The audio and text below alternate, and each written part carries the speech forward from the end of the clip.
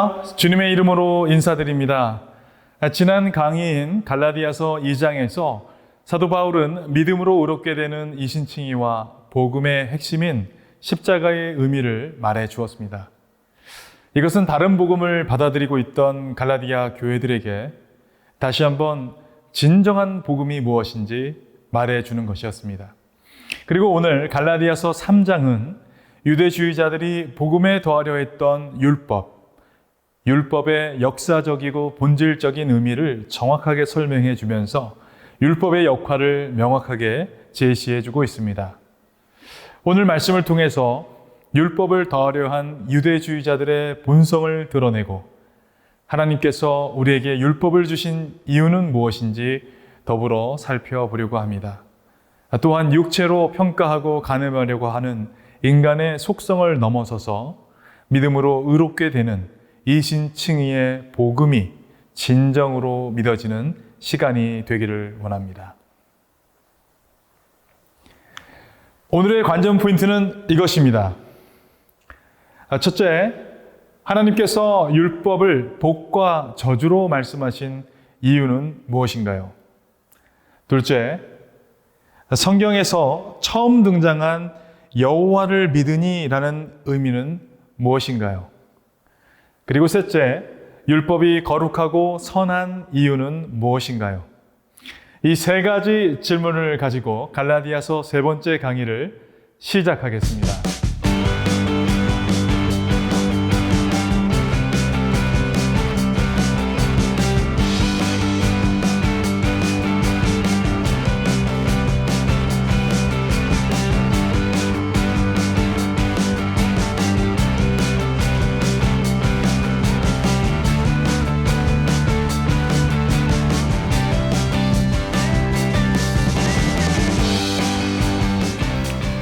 삼 장 1절부터 14절을 통해서 사도 바울은 아브라함의 언약 속에 이미 이방인을 위한 구원 계획이 있음을 말하고 있습니다.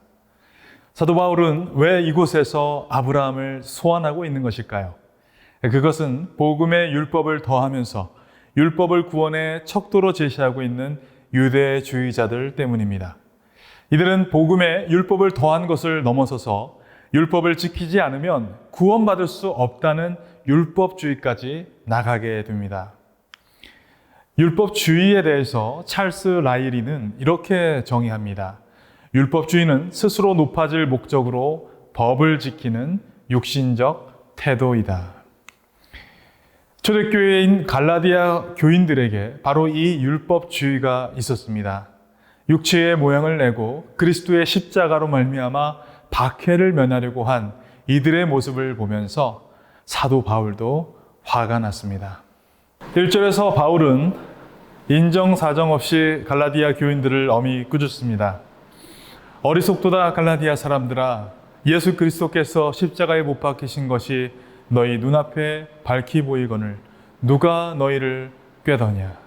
자, 여기 어리석도다로 번역된 헬라어 단어인 아노에토이는 생각이 짧거나 경솔하거나 무지한 행동을 가리킵니다. 다시 말해서 갈라디아 교인들이 경솔하게, 무지하게도 그리스도가 십자가에 못 박히신 것을 알면서도 자신들의 희생으로 율법으로 구원받을 수 있다는 말을 믿었다라는 것입니다. 이 성도들을 이렇게 어리석은 율법주의로 퇴보하게 한 원인을 바울은 누군가가 그들을 꾀어서 그렇게 되었다라고 말을 합니다. 이 꾀다의 단어에는 주문이나 마법을 건다는 의미가 들어가 있습니다. 그래서 이것은 어떤 영적인 세력에 쓰이지 않고는 누구도 믿음으로 말미암아 은혜로 구원받는 이 진리를 버릴 수 없다라고 표현한 것입니다. 누군가 주문이나 마법을 걸어서 현혹시키지 않고서 어떻게 너희가 그리스도께서 십자가에 못 박히신 그 의미를 잊을 수가 있느냐라고 혼을 내고 있는 것입니다. 2절에서는 이 안타까움을 가지고 다시 처음으로 성령을 받은 때를 상기시켜 주고 있습니다.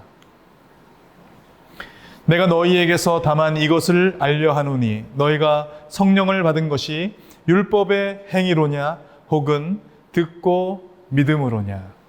성령을 받은 것이 율법 때문인지 믿음 때문인지 답을 알려주듯이 수사학적인 표현으로 묻고 있습니다.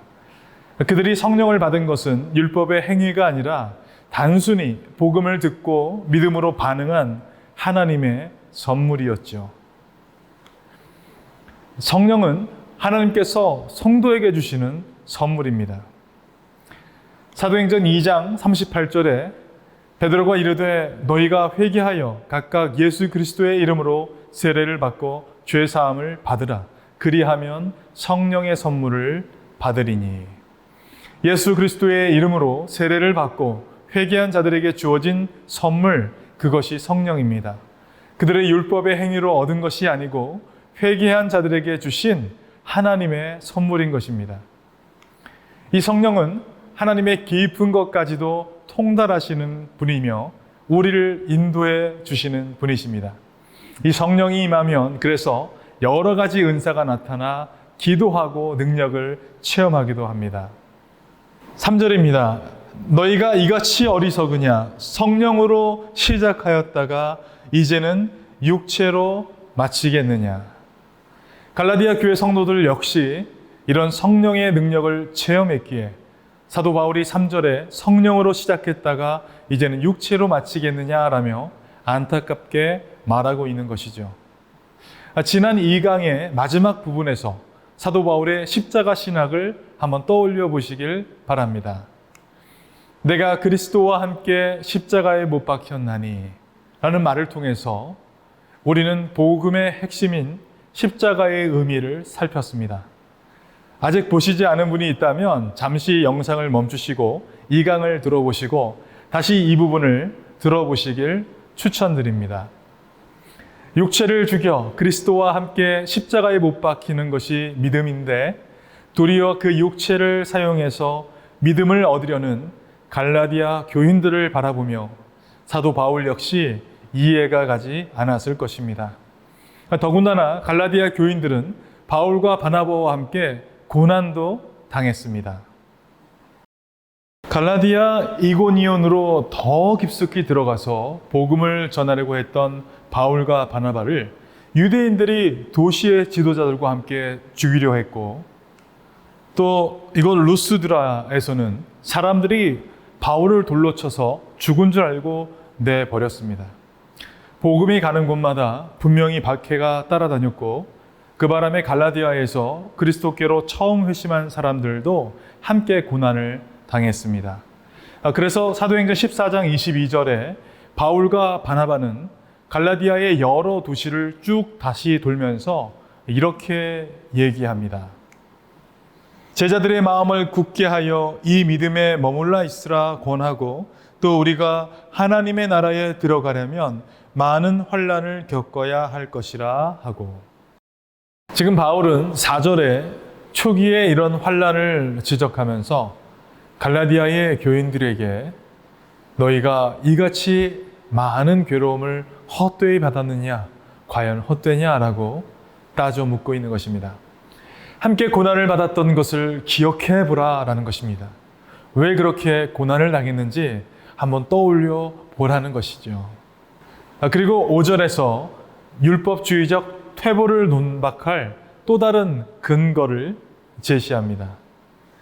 너희에게 성령을 주시고 너희 가운데서 능력을 행하시는 이의 일이 율법의 행위에서냐 혹은 듣고 믿음에서냐. 사도들이 성령을 받은 후에 하나님은 사도들의 손을 통해 놀라운 표적과 기사를 행하셨습니다. 이때 사도들에게 주시고라는 이 표현은 값없이 제공하다라는 의미를 가지고 있습니다. 바울은 그때의 그 일을 상기시키며 값없이 우리에게 성령을 주셔서 능력을 행하시는 예수 그리스도를 떠올려보라 라고 그들에게 호소하고 있는 것입니다. 은혜의 복음을 버리고 스스로 육체의 굴레 속으로 들어가고 있는 갈라디아 교인들을 향한 사도 바울의 안타까움을 생각해 보기를 원합니다. 믿음을 통해 은혜로 구원받은 사람이 그 은혜에 감사하여 주를 위해 무엇을 할까? 믿음으로 살아가는 것이 무엇일까? 고민하는 마음으로 교회를 섬기며 봉사하고 교사의 직분을 감당하고 성직을 감당할 때 그 교회가 아름다운 모습으로 변화되어 가는 줄 믿으시길 바랍니다. 자, 이제 믿음이야말로 아브라함이 받은 언약의 본질임을 살펴보려고 합니다. 지금 이 부분에서 바울이 아브라함을 언급한 것은 어쩌면 신의 한 수라고 할 수 있을 것입니다. 사도 바울은 왜 갈라디아 지역의 유대인 기독교인들에게 아브라함에 대해 언급하고 있을까요? 유대주의자들은 너희가 그리스도를 믿는 건 좋은데 너희 역시 유대인처럼 살아야 함을 강조했습니다. 그 유대인의 시조가 바로 아브라함입니다. 유대인의 사고에서 아브라함에 대해 갖게 되는 존경과 그가 하는 역할은 이루 말로 할 수 없을 정도로 엄청납니다. 바울 당시 한 유대인 문헌은 이렇게 표현했습니다. 아브라함은 주님과 함께한 그의 모든 행동에 있어서 완벽했으며 그의 평생의 삶 동안 의로움을 통해 하나님을 기쁘시게 했다. 또 랍비들이 쓴 책에서 아브라함은 종종 모략 부대로 불리는데요. 왜냐하면 모략이 향료 중에 가장 뛰어난 것과 똑같이 아브라함은 모든 의인 중 최고였기 때문입니다. 더불어 모세를 선생으로 모시고 있었던 유대주의자들에게 모세가 있기 훨씬 이전인 아브라함까지 더 거슬러 올라가서 하나님이 주신 말씀의 근원을 찾아서 하나님의 말씀이 틀리지 않았음을 입증하려고 하는 것이죠. 그 말씀이 무엇인지 6절을 함께 보시겠습니다. 아브라함이 하나님을 믿음에 그것을 그에게 의로 정하셨다 함과 같으니라. 이 말씀은 창세기 15장 6절을 인용한 것인데요. 창세기 15장에 하나님께서 나이가 많지만 자식이 없던 아브라함에게 나타나셔서 그에게 아들과 씨 혹은 후손을 주시겠다고 약속하십니다. 그리고 어느 날 밤에 장막 밖으로 아브라함을 데리고 나가셔서 하늘을 보여주시면서 별을 세어보라고 말씀하시죠. 그리고 네 자손이 이와 같으리라 라고 말씀해 주십니다. 아브라함이 이 하나님의 약속을 믿었다라는 내용이 오늘 6절의 가장 중요한 부분입니다. 아브라함이 믿으니 여호와께서 이를 그의 의로 여기셨다라는 것입니다. 여러분, 지금 무슨 일이 일어났는지 주의 깊게 생각해 보시기 바랍니다. 첫째, 하나님은 아브라함과 약속을 하십니다. 실제로 후손에 대한 약속은 별들을 통해서 눈앞에 계시되었습니다. 마치 십자가에 달리신 그리스도를 통해 죄 사함이 주어진다는 약속이 계시된 것과 같습니다. 둘째로 어떤 일이 일어납니까? 아브라함이 하나님을 믿었습니다. 셋째로 아브라함의 믿음이 의로 여기심을 받았습니다. 그 자신이 믿음에 의해 의롭다고 받아들여진 것입니다. 아브라함이 의롭다함을 얻을 만한 어떤 일을 했기 때문이 아닙니다. 또한 모세가 율법을 받은 사건도 이 사건이 있은 후 430년도 더 지나서 생겼습니다. 율법 때문도 아니죠. 할례 때문에 의롭다고 받아들여졌을까요? 그렇지 않습니다. 하나님께서 할례를 제정하신 것도 이 사건이 있은 이후 10년도 더 지나서 생기게 됩니다. 어떤 행위도 아니고 율법도 아니고 할례도 아닙니다. 바로 이것이 사도 바울이 아브라함을 언급한 이유입니다.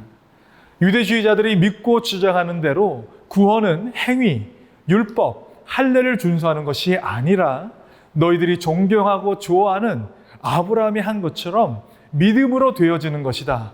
구약의 말씀이 증거해주고 있지 않은가? 라며 정확한 근거를 제시하고 있는 것입니다. 7절입니다. 그런즉 믿음으로 말미암은 자들은 아브라함의 자손인 줄 알지어다. 바울은 이제 이러한 이유로 헬라인이나 유대인이나 이방인 할 것 없이 모든 믿는 사람들은 아브라함의 자손임을 선언하고 있습니다. 바울에게 있어서 아브라함의 자손은 할례를 받은 사람들이 아닙니다. 믿음으로 말미암아 은혜로 칭의를 받은 사람들이 믿음의 조상인 아브라함의 자손이 되는 것입니다. 그 옛날 한 사람의 믿음으로 이방인 기독교인들에게 믿음의 길을 제시하고 믿음의 스탠다드가 된 아브라함처럼 오늘 우리의 믿음의 고백이 연약한 자들에게 또 신앙의 위기를 겪고 있는 성도에게 큰 위로와 힘이 되길 원합니다. 이제 사도 바울은 이방인들도 믿음으로 말미암아 구원을 받는다는 것을 구체적으로 소개하고 있습니다. 8절부터 9절의 말씀입니다.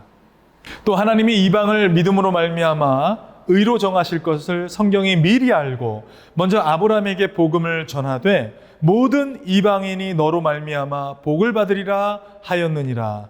그러므로 믿음으로 말미암은 자는 믿음이 있는 아브라함과 함께 복을 받느니라. 하나님께서 아브라함을 받아주신 것은 그의 믿음 때문이고 아브라함의 참된 자녀들은 믿는 사람들임을 말한 이후에 이제 이방인들이 바로 이런 참된 믿는 자들이 될 수 있다고 말해주고 있습니다. 하나님은 이방인들이 장차 믿음으로 말미암아 은혜로 구원받을 것을 창세기 12장 3절에서 이미 예언하셨습니다. 너를 축복하는 자에게는 내가 복을 내리고 너를 저주하는 자에게는 내가 저주하리니 땅의 모든 족속이 너로 말미암아 복을 얻을 것이니라 하신지라. 이 구절은 갈라디아서 3장 8절에서 모든 이방인이 너로 말미암아 복을 받으리라 라는 말씀으로 인용되었습니다.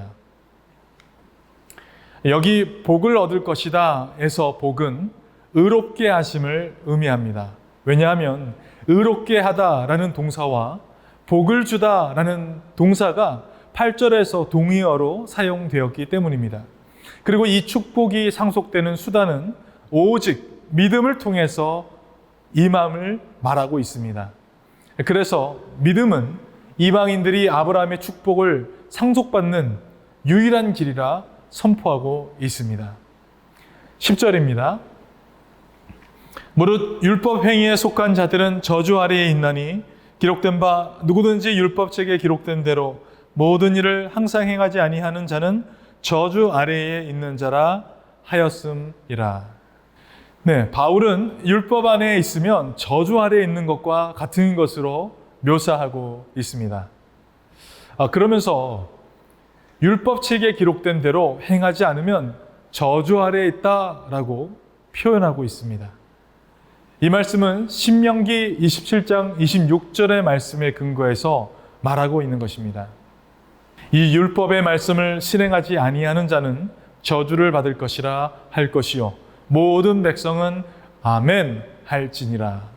이 말씀을 근거로 율법책에 기록된 대로 지켜 행하지 않으면 저주를 받게 될 것인데 아이러니하게도 이 율법은 온전히 다 지킬 수 없다는 것입니다. 그래서 이 저주가 계속 머물면서 결국 이 저주 아래 우리가 머물게 된다라는 의미입니다. 11절과 12절의 말씀입니다. 또 하나님 앞에서 아무도 율법으로 말미암아 의롭게 되지 못할 것이 분명하니 이는 의인은 믿음으로 살리라 하였음이라. 율법은 믿음에서 난 것이 아니니 율법을 행하는 자는 그 가운데서 살리라 하였느니라. 율법으로는 의롭게 되지 못함을 분명하게 말하고 있습니다. 네, 불가능합니다. 간음한 사람을 돌로 쳐서 죽이라는 율법을 지키려 한다면 살인하지 말라는 율법을 동시에 어기는 것과 같은 모순이 발생하기 때문입니다. 그래서 율법을 온전히 지키는 것은 불가능한 일입니다. 그럼에도 불구하고 왜 갈라디아에 있는 교사들 혹은 유대주의자들은 이 율법을 갈라디아 교인들에게 강조하고 있는 것일까요? 그들은 성경을 어떻게 이해하고 있기에 율법을 통한 의와 구원을 말하고 있는 것일까요? 앞서 살펴본 창세기 12장 3절에 또 신명기 27장 26절의 말씀을 우리가 주목할 필요가 있습니다. 아마도 유대주의자들은 아브라함에게 주신 하나님의 복에 관한 언급과 신명기에 나온 하나님의 저주에 관한 언급을 복과 저주라는 이 두 단어로 조화시켰을 것입니다. 왜냐하면 이들은 어려서부터 유대인으로 하나님의 말씀을 지켜 행해왔기 때문에 이 두 말씀을 자주 들었을 것이기 때문입니다. 그리고 그들은 구약의 이 두 말씀을 인용하면서 협박과도 같은 가르침을 갈라디아 교회들에게도 가르쳤을 것입니다. 그들은 창세기 12장 3절의 복과 신명기 27장 26절의 저주를 인용하면서 갈라디아인들을 다음과 같이 아마 가르쳤을 것입니다. 율법을 준수하는 사람들은 복을 받고 율법을 준수하지 않는 사람들은 저주를 받는다. 그들의 논리는 단순합니다. 성경에 나와 있는 대로 복과 저주 모두 하나님의 말씀, 율법에서 나왔기 때문에 유대주의자들은 이와 같은 등식을 가지게 되었을 것입니다. 생명의 길과 죽음의 길을 놓고 하나님의 계명에 복종하면 사는 것이고 불복종하면 죽는 논리를 사용한 것이죠. 복과 저주는 둘 다 그 기원을 하나님에게 두고 있고 하나님의 율법에 공표되어 있기 때문에 율법을 준수하는 이방인들에게는 아브라함의 복을 제공하고 준수하지 않는 이방인들에게는 저주가 임한다라고 가르쳤던 것입니다. 갈라디아 교사들이 율법으로 인한 저주를 모두 저주 아래 묶어두려고 했다면 사도 바울은 이 율법의 저주를 자연스럽게 십자가의 그리스도로 옮깁니다. 바로 이 부분이 중요합니다. 여기서 오늘의 관전 포인트 첫 번째입니다.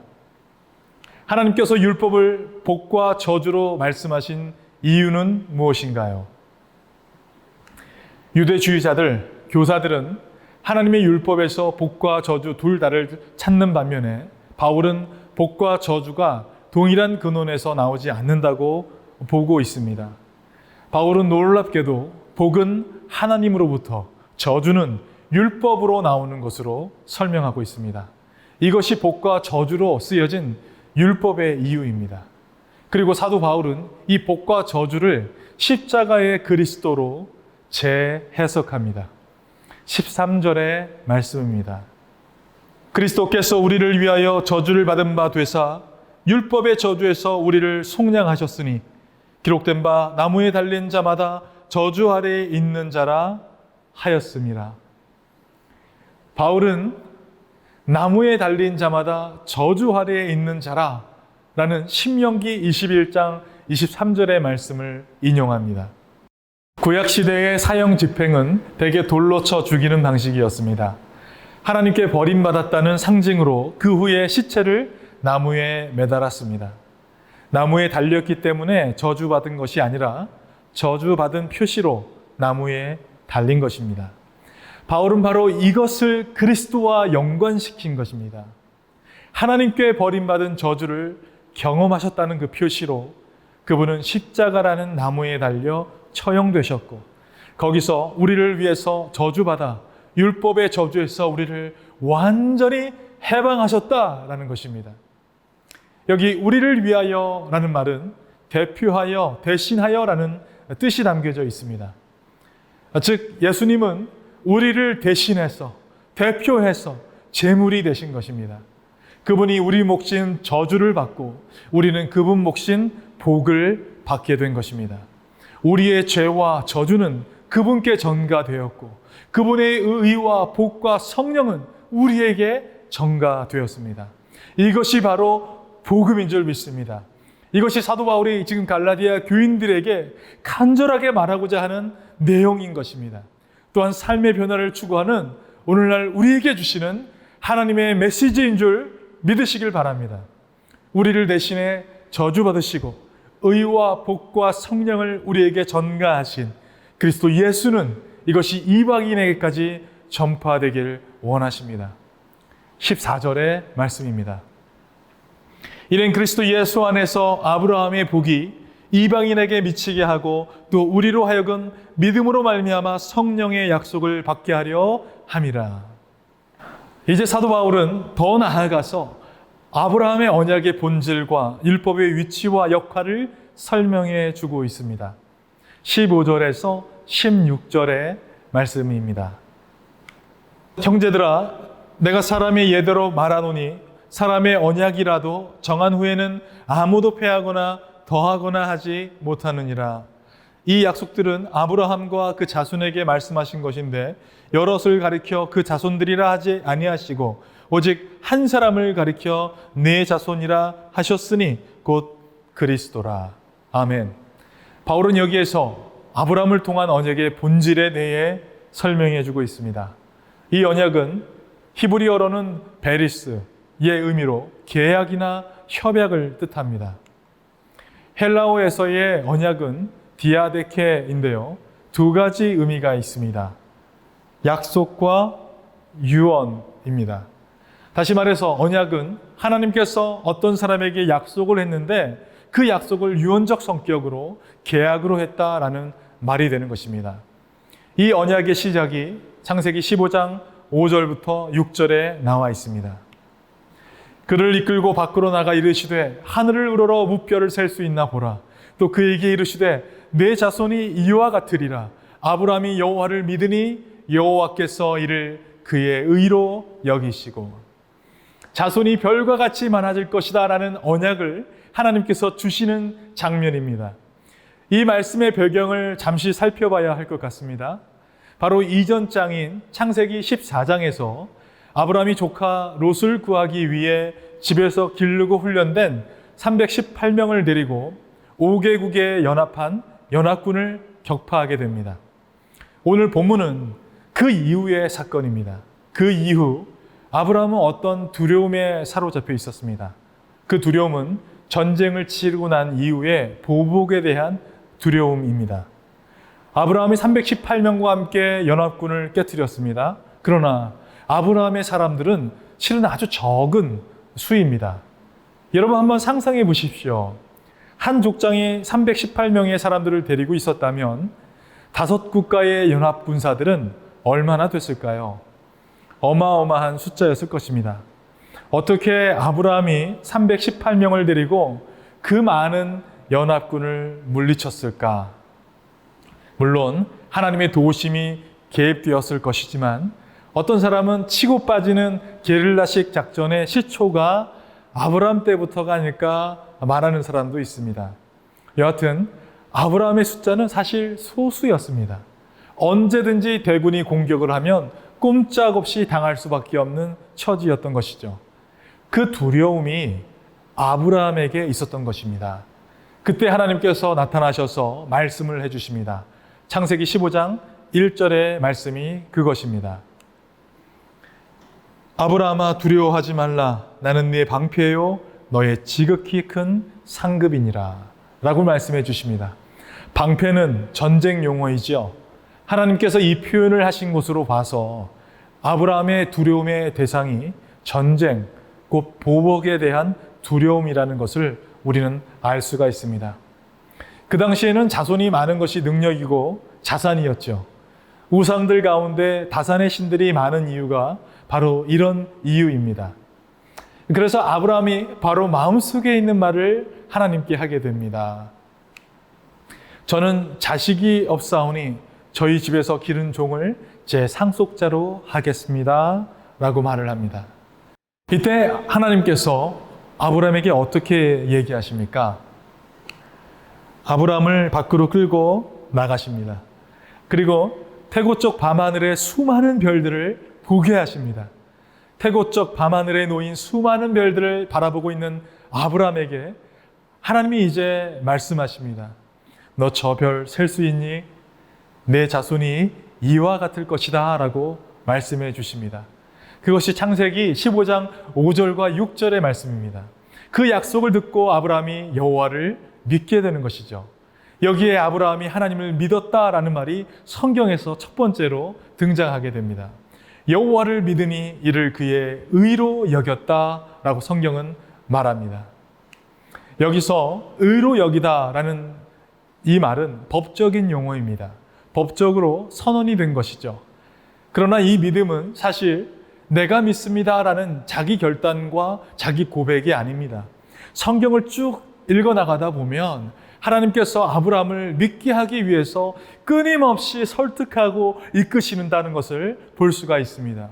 하나님이 명령하시지도 않았는데 양식을 따라서 애굽으로 가고 그곳에서 살기 위해서 자신의 아내를 누이라고 했죠. 하나님을 믿지 못해 하갈에게서 자신의 씨를 만든 사람, 그가 아브라함입니다.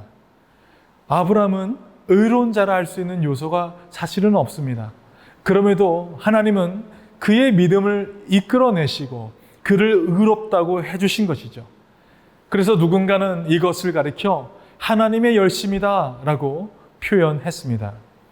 이 하나님의 열심, 마치 남자가 여자에게 혹은 여자가 남자에게 사랑을 표현하기 위해서 하는 적극적으로 노력하면서 작전을 짜듯이 하나님께서 지속적으로 아브라함을 설득하고 이끄시는 것을 이제 아브라함이 받아들인 것입니다.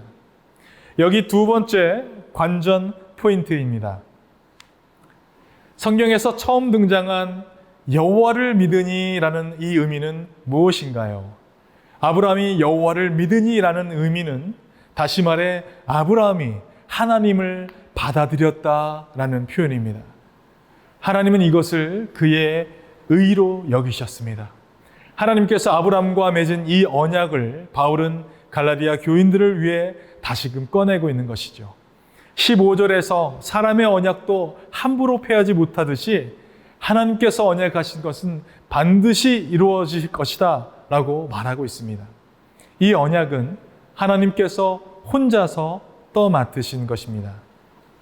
이 내용이 창세기 15장 17절에서 18절 말씀에 나와 있습니다. 그런데 아브라함은 하나님께서 15장에 주신 언약을 기다리지 못하고 약속을 깹니다.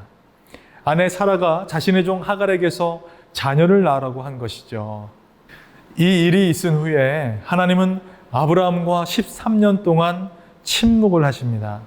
그리고 창세기 17장에 다시 나타나셔서 하신 첫 마디가 나는 전능한 하나님이라 너는 내 앞에서 행하여 완전하라 라고 말씀하십니다. 너는 왜 내 약속과 내 시간, 내 방법을 기다리지 않았느냐라고 말씀하시는 것이죠. 히브리서에서 이 약속은 깨는 자가 죽어야 합니다. 그래서 하나님께서 아브라함을 어떻게 하실까요? 죽이십니다. 그것이 바로 할례입니다. 할례란 것은 남성적으로 육체가 죽었다라는 것을 의미합니다. 그리고 1년 후에 아브라함은 이삭을 갖게 됩니다. 남성으로 죽은 자가 아들을 낳을 수 있을까요? 없습니다. 그래서 이삭은 하나님의 약속의 자녀인 것입니다. 이 약속의 후손, 그 씨가 바로 예수 그리스도입니다. 이 씨, 이 자손에 대한 말을 지금 갈라디아서 3장 16절에서 하고 있는 것입니다. 이 약속들은 아브라함과 그 자손에게 말씀하신 것인데 여럿을 가리켜 그 자손들이라 하지 아니하시고 오직 한 사람을 가리켜 내 자손이라 하셨으니 곧 그리스도라. 사도 바울은 이제 그 하나님이 주신 약속과 율법이 다른 것임을 17절에서 18절 말씀을 통해서 설명하고 있습니다.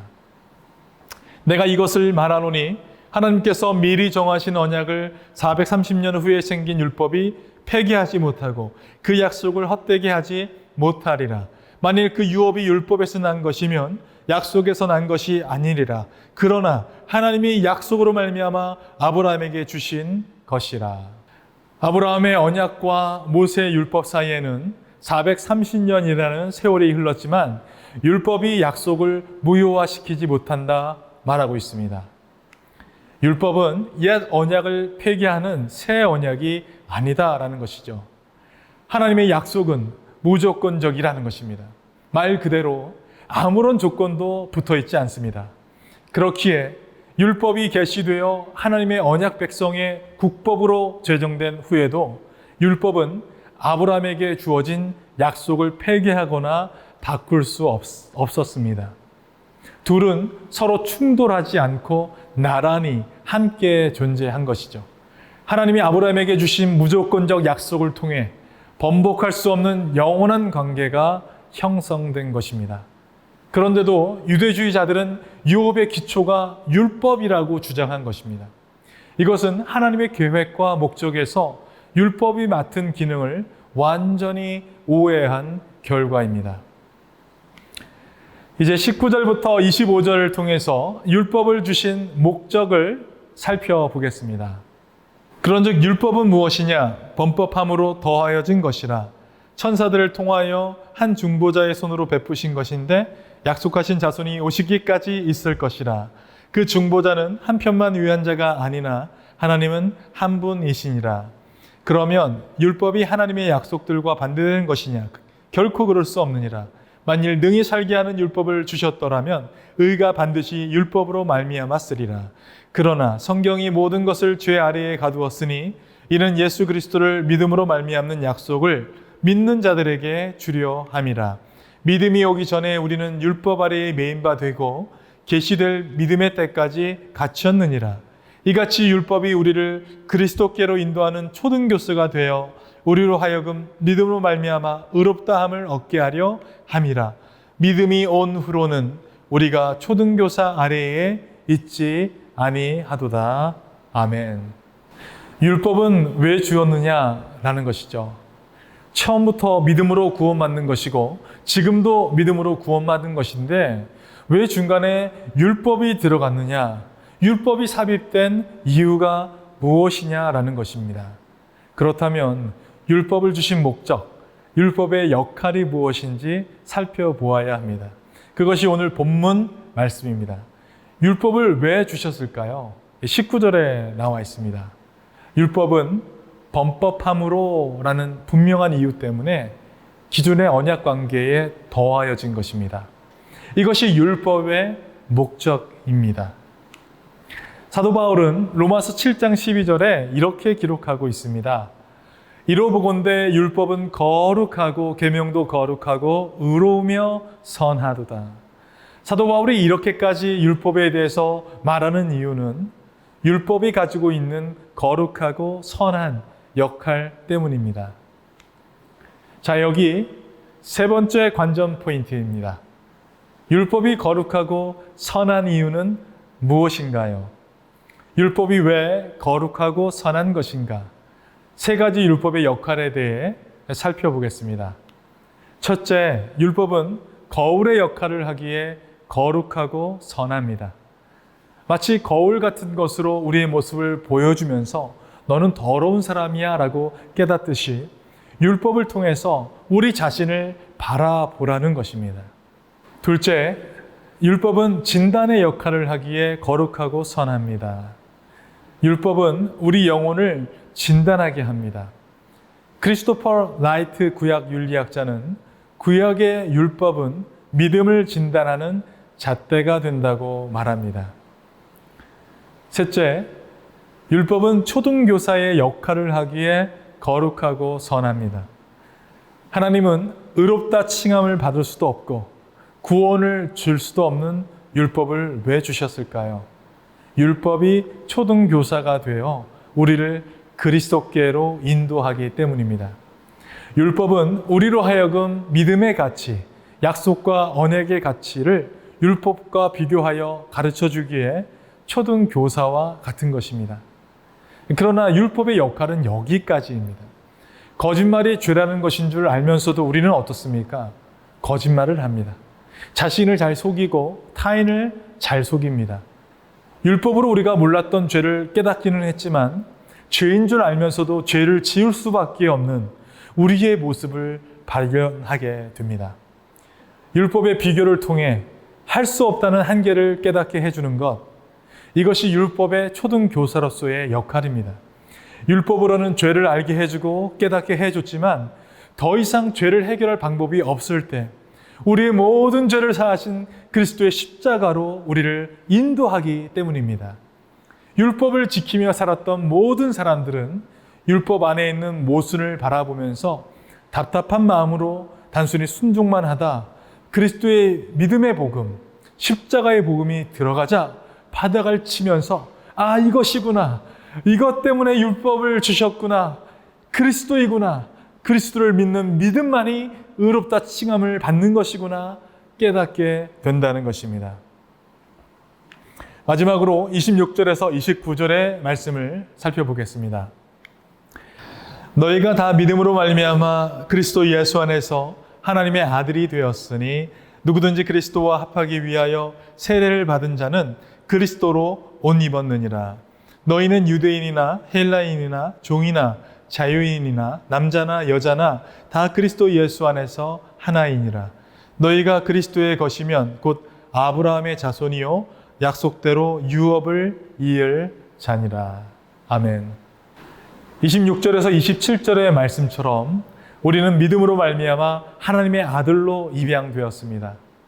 찰스 라이리는 기독교의 입양 교리를 신자를 하나의 성인으로 자신의 가정에 들이시는 하나님의 행위라고 정의했습니다. 바울은 하나님의 가족이 되면 이전의 모든 관계는 무효가 된다고 말했습니다. 특히 초등교사인 율법과의 관계는 더 말할 것도 없습니다. 더 이상 율법의 멍에를 지고 있지 말고 은혜로 구원받은 하나님의 아들로 살아가라는 것이죠. 어떻게 우리는 하나님의 가족이 될 수 있을까요? 하나님의 아들의 신분을 어떻게 받을 수 있을까요? 26절에 그 해답이 있습니다.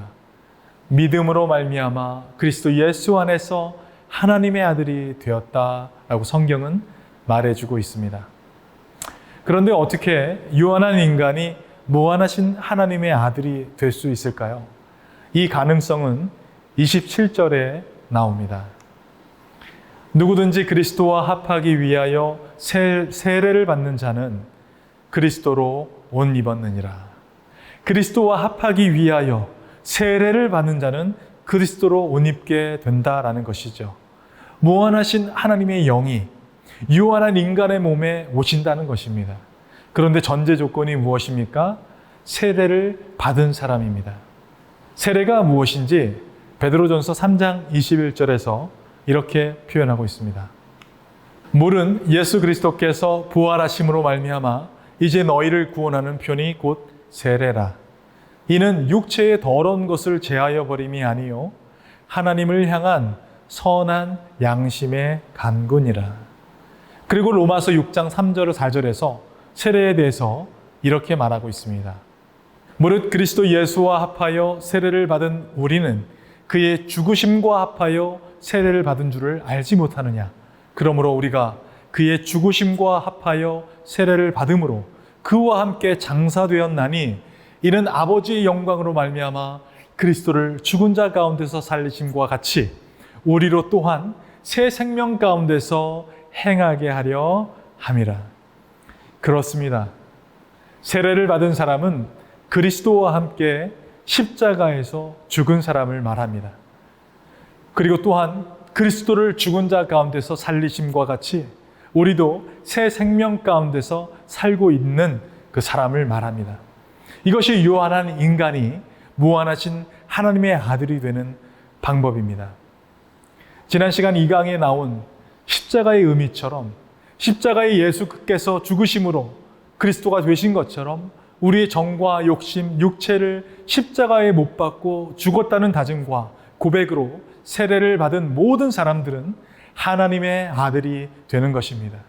유한한 육체는 죽었기에 무한한 그분의 영이 우리 안에서 살아나는 것입니다. 그렇기에 우리 모두는 예수 안에서 하나인 것입니다. 28절과 29절의 말씀입니다. 너희는 유대인이나 헬라인이나 종이나 자유인이나 남자나 여자나 다 그리스도 예수 안에서 하나이니라. 너희가 그리스도의 것이면 곧 아브라함의 자손이요 약속대로 유업을 이을 자니라. 아멘. 율법은 모든 사람 앞에서 평등하기 때문에 사회적 신분과 무관하게 모든 사람을 죄인으로 만들어 하나님 앞에서 쫓아내는 역할을 합니다. 그러나 복음은 그리스도의 은혜와 사랑은 믿음은 인종, 유산, 사회적 지위, 성별과 무관하게 모든 사람을 다 환영하고 용납합니다. 바울은 사회 아니나 가정 아니나 회사나 직장 아니나 심지어 정부 아니라 말하지 않고 그리스도 예수 안에서 하나가 된다고 말하고 있습니다. 이것은 모두가 세례를 통해서 죽고 그리스도의 영이 우리 안에 있기에 가능한 일입니다. 이것이 복음입니다. 또한 그리스도 예수와 연합했기에 아브라함의 자손으로 약속대로 유업을 받게 되는 것입니다. 그렇기에 약속의 상속자인 우리가 할 것은 믿음으로 나아가는 것이며 아브라함이 그러했듯이 순종함으로 나아가는 것입니다. 그래서 예수님은 요한복음 8장 39절에서 너희가 아브라함의 자손이면 아브라함의 행한 일들을 할 것이거늘 이라고 말씀하십니다.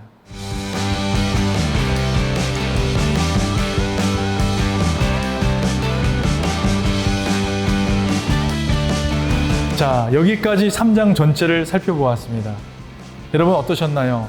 아브라함의 언약의 본질인 예수 그리스도를 믿는 믿음과 이 믿음으로 이방인들도 구원받을 수 있다는 사도 바울의 논리, 그리고 믿는 모든 자들은 아브라함의 자손이 되어 유업을 받게 된다는 사도 바울의 놀라운 복음의 비밀을 우리가 살펴보았습니다. 다음 시간에는 몽학 선생인 율법으로부터 어떻게 미성숙한 신앙인이 자유롭게 되는지, 그리스도를 통해서 종이 아닌 아들로서 받는 그 상속의 권리에 대해서 살펴보려고 합니다. 이번 한 주도 믿음으로 승리하시는 삶을 살아가시길 주님의 이름으로 축원드립니다. 감사합니다.